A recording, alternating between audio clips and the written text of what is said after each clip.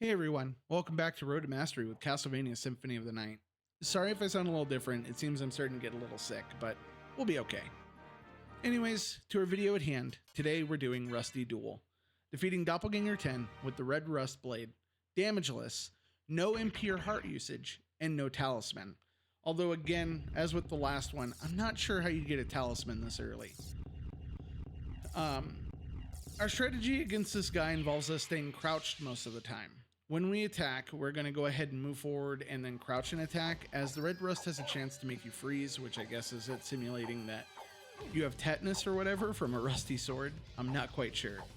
Anyways, it can make you freeze up and leave you open to attack from Doppelganger 10, which, of course, if he hits you, ruins the run. We're going to stay crouched while he's doing this jump knife throw that you keep seeing, and then we're going to get in a position just close enough in range to when we swing out with the sword, it will hit him. Sometimes you'll lock up, but you'll be crouched and safe from attacks, and you won't swing out at all, but that'll be fine. If you do hit him, it will push him back just a little bit, and we can keep doing this through the whole fight. But I do want to note that we don't want to push him too far to the right, because if we do, he will turn into his bat form, and then he will hit you with a wing smash. Every time that this happened to me, I couldn't avoid it. I'm sure that there is a way to avoid it, but it's just best to reset yourself. After you push him to the right a little bit and you get close to that next door, as he's taking damage and flying through the air, you can immediately turn to, walk back to the left and keep walking until you get back to that starting position we were at, and then crouch and then start the technique over again until he's defeated. Once we do this for a little bit, we just keep damaging him, sorry, stumbling there a little bit. I forgot how long this fight takes. I do want to say that if this is your first time fighting Doppelganger 10, you'll also get the achievement Shadow in the Mirror.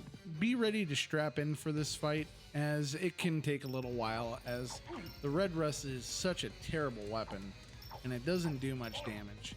There's a lot of people who do different runs where they just use this weapon only, and that just seems insane to me.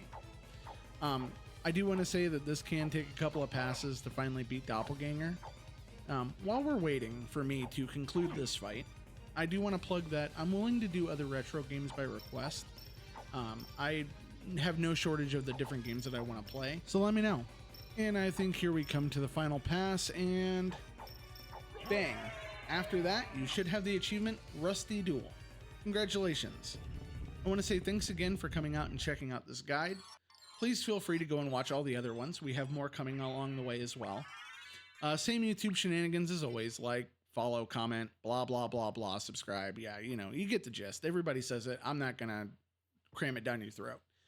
Your support means the world to me. I'm really enjoying doing this series. I can't wait to keep doing more. We're not just going to do Castlevania. There's more in the works, I promise. But this is the current game I'm working on, and we're going to get this one done and move on to something else. If you have a game that you'd like to see me get some achievements in that you're struggling with, maybe I can see if I can figure something out for you and make a video. Please leave it in the comments. We'll definitely try to get it working for you.